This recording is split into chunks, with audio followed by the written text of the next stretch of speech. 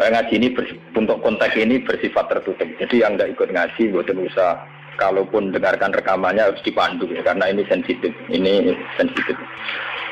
Hadis fitnah itu dimulai dari tragedi-tragedi yang akan dialami umat Islam. Terus di akhir hayatnya Nabi itu sering ngendikan bahwa urusan kalian yang akan datang itu yuradu aliyah, semuanya pernah ditampilkan kepada saya, termasuk tragedi-tragedi kemanusiaan yang akan dialami umat ini. Itu di akhir-akhir hayat Nabi sering ngendikan bahwa saya sebagai Nabi, saya sebagai Rasul, yuradu aliyah amrukum, termasuk semua dipintaskan ke saya, ditampilkan ke saya. Jadi, sehingga Nabi melihat umat akan mengalami apa itu ya kayak melihat video, melihat TV. Termasuk tragedi KPT Said Husain. Nah, ketika itu sudah menjadi keputusan Tuhan, keputusan Allah, Nabi itu hanya bisa memandu secara syariat. Tapi Nabi tidak bisa merubah itu sebagai takdir. Ya kalau mukadimah ini, Nabi sebagai Nabi, karena itu sudah diketahui sebagai takdir Allah itu, ya hanya melihat itu sebagai takdir. Tapi tidak bisa merubah takdir itu, hanya memandu secara apa? Syariat. Nah, panduan secara syariat itu dimulai dari misalnya Sataf tariku umati salasan wasapina firqah, bahwa umatku nanti akan menjadi 73 kelompok. Semuanya sesat di neraka kecuali satu. Ya, Nabi hanya punya panduan satu, itu siapa ya Rasulullah? Qol ma'ana alihil yawma wasabi, orang-orang yang berpegangan sunnah saya dan sunnah para sahabat.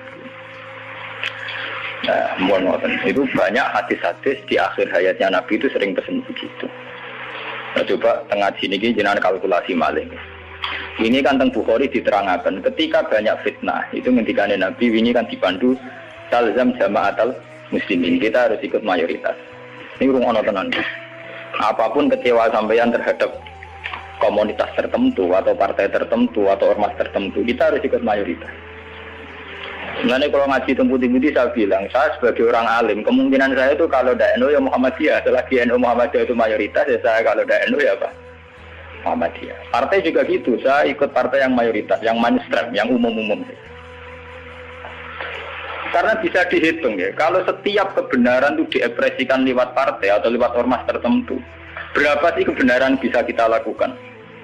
Kita tidak usah nyebut contoh ya, misalnya sampean meyakini satu kebenaran A dan B, kemudian bikin partai, paling banter kamu sebagai manusia atau hanya bisa melakukan A dan B. Ada partai tertentu yang ingin memperjuangkan kebenaran tertentu, paling banter hanya memperjuangkan 1-2 bentuk kebenaran.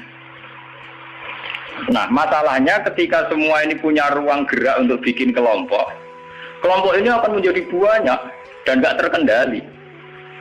Semuanya punya bendera sendiri, punya partai sendiri, punya ormas sendiri.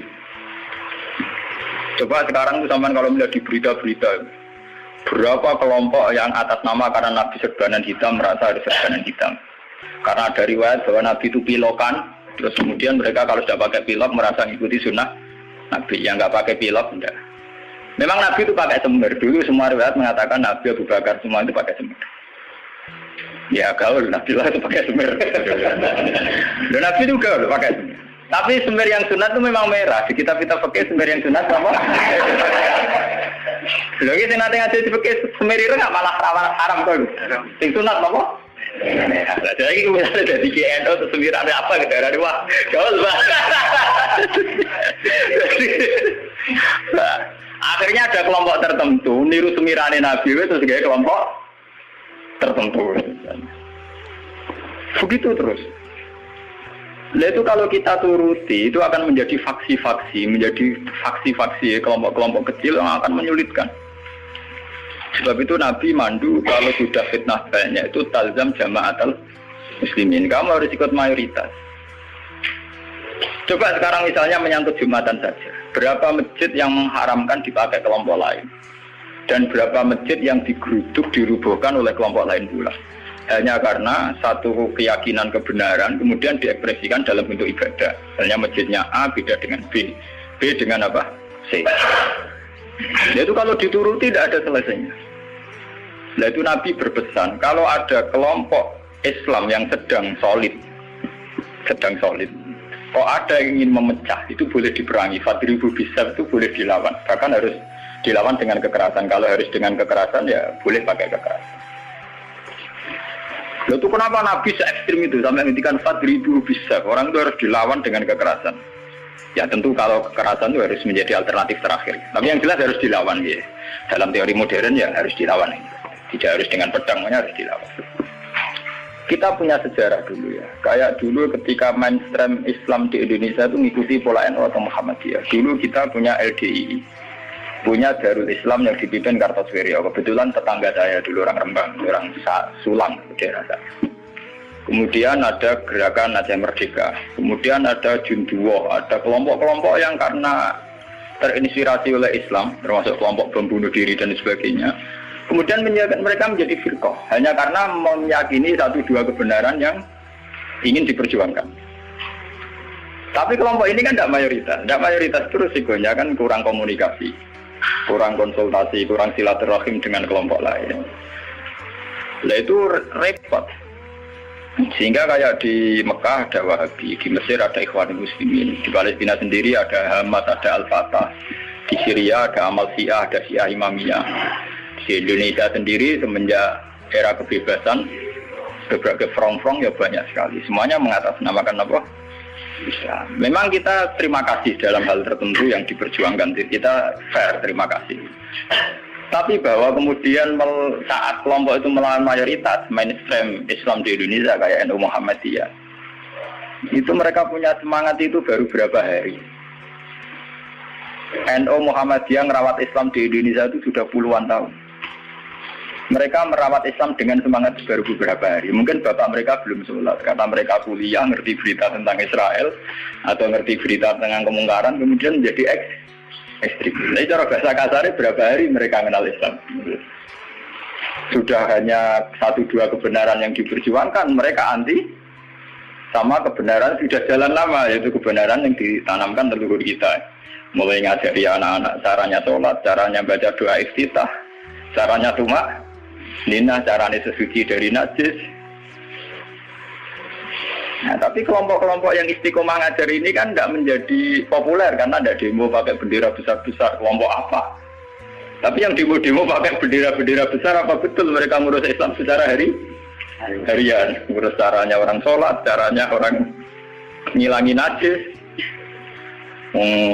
Kiai NU ku selera karuan rang najis mulai mukhafafah mughalladah mutawat kita angkono do ribet ge gendera demo ya ora tempat ge gendera to bedina mulang urusan apa najis mulang kate jlimete ra karuan ana mutada mutamayiza mukhayyizah takhayyirah sampai mbono sing damun akhlak to aku ambek ora aqua wis entek energi menapa entek. Nah itu dulu fenomena kelompok itu kata Nabi secara syariat itu dipandu, kamu harus ikut mayoritas kata Nabi. Ketika banyak fitnah kamu harus ikut mayoritas. Mun saat ini kita hitung, ini ngaji tenan gitu. Tapi ini tertutup ya, artinya ngaji. Zaman hitung mawon. Kalau partai-partai atau ormas banyak itu kita turuti atas nama ideologi tertentu atau atas nama visi tertentu, oke lah atas nama visi tertentu orang sah bikin partai, bikin ormas. Tapi mereka secara realistis karena minoritas itu apa sih yang bisa diperbuat dari kelompok minoritas? Sudah gitu secara teori modern kalau dia ada jabat namanya oposisi. Sudah oposisi ganti duit cilik. Paham ya? Oposisi ganti duit napa? Cilik. Ngurusi vaksinnya dewe kebingungan urung ngadepi sebuah negara. Itu mendingan umat Islam itu ikut mayoritas, yaitu bagian dari negara. Sehingga peralatan negara dengan sendirinya juga peralatan Islam. Sama saya hitung ya. Kalau nanti ngaji bolak-balik kalau hitung, ini rumah nontonan hitung di penggalih. Kalau umat Islam itu ikut umumnya orang, ada yang jadi tentara, yang jadi polisi, yang jadi pedagang, ada yang jadi pengusaha, ada yang jadi miskin. Ini rasa tidak ada jadi. Kalau itu tidak usah proses penjadian, sudah jadi sendiri. Lama.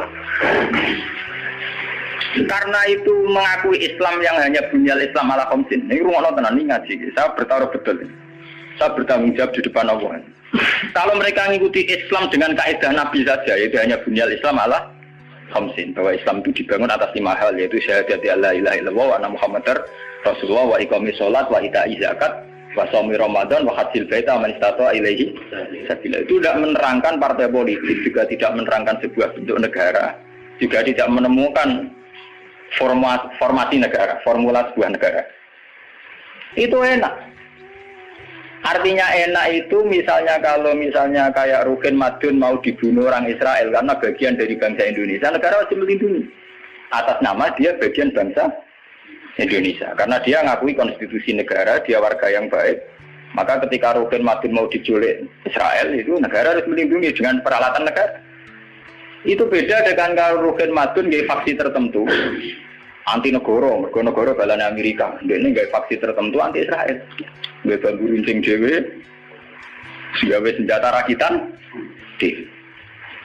terus digo nyerang Israel. Itu kalau diserang Israel, itu negara harus tanggung jawab. Toh kamu tetap kalah karena minoritas. Kulo wingi pas ngaji teng Demak, teng kanca-kanca sing derek kulo ngomong. Kita secara ideologi bersimpati ya sama kelompok-kelompok yang melawan kebatilan. Tapi kalau kelompok itu kecil dan beda dengan negara, itu resikonya negara harus tanggung jawab. Ya kan kita cerita ilmiahnya saja. Ini bukan menyalahkan siapa-siapa. Kita cerita ilmiahnya saja. Banyak faksi-faksi kecil kayak kasus di Sudan, di Khartoum, di Darfur, di Rwanda, di Kenya. Itu sama kalau melihat berita di Kenya, di mana itu yang sering ada penculiknya itu yang Somalia ya, Somalia. Kelompok-kelompok kecil ini kan bikin satu faksi yang anti negara. Terus mereka atas nama kebenaran yang diyakini bikin gerakan tertentu. Hamas juga beda dengan Al-Fatah sebagai penguasa, yaitu karena presidennya dari kelompok apa? Fatah. Itu untuk menghadapi musuh itu repot karena dia tidak dihitung sebuah negara, tapi dihitung sebuah kelompok. Tapi kalau para kiai itu ikut bagian dari negara, itu yang harus melindungi negara. Sehingga dengan sendirinya, kalau kita bagian dari negara kayak Rukin Madun ya ikut punya Kodam Brawijaya, ikut punya Kodam Diponegoro, ikut punya Pangdam Jaya. Karena negara harus melindungi rakyatnya dan itu rakyat yang sah karena tidak rakyat yang mau bikin kelompok yang anti negara. Jadi hitung-hitungan strategis. Sebab itu sejarah Wali Songo itu tidak ada yang tidak ngakui sistem negara. Dulu ketika Sunan Ampel itu dapat Ampel Denta itu bagian dari Majapahit. Ketika beliau ingin bikin negara juga ngakui sistem pola negara, yaitu pola negara saat itu harus dipimpin seorang raden sehingga Sunan Ampel tidak nyuruh wali-wali yang lain tapi nyuruh Sunan Raden Sinten Fatah.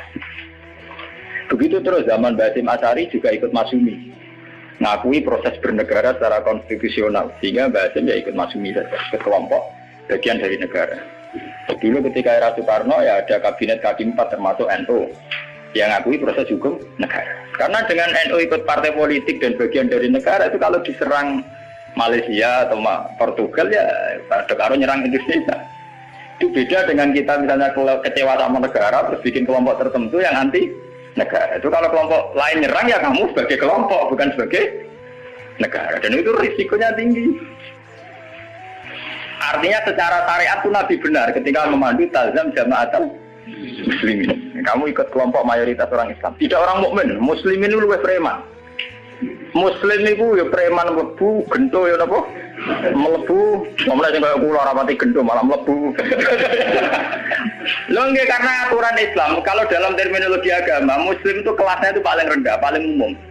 Karena kelas pertama itu Islam, terus iman, terus ihsan. Makanya di Quran itu qolatil a'rabu amanna. Qul lam tu'minu walakin qulu aslamna. Di Quran qolatil a'rab amanna. Wong desa muni amanah. Sajane urung level e muni amanah, lagi aslam. Nah padahal Nabi nyuruh talzam jama'atul muslim. Wis pokoke melok umume wong Islam. Mana kula pun bolak-balik cerita. Saya ini termasuk ulama yang mboten nate salat tahiyat masjid diwarang. Mergo umume wong ra tau melok ra tau. Saking kula lho nggih, tapi aja tiru lho. Karena saya begitu berangkat dari muata ilmu saya gitu loh. Jadi orang krono kaslan tak hitung secara strategi menapa. Nah, toko-toko kula tak ngene kula seneng. Wah, cocok gini Gus Ba, umumnya wong. Nah, kula anggere iso biasa, marung nang pasar nggih biasa, santai mawon. Nanti bakulnya nggih bangga. Kesuwen sering jarang mriki. Aku lho ora urusan ana cerita ulama marung muruah ora buan. Pokoke umume wong Islam marung ya napa? Termasuk umume de kasus sithik-sithik duwe. Akhir gak nemen-nemen. Misale nyenengi tangga selingkuh akhir gak nemen-nemen, pokoke sing umum-umum mah.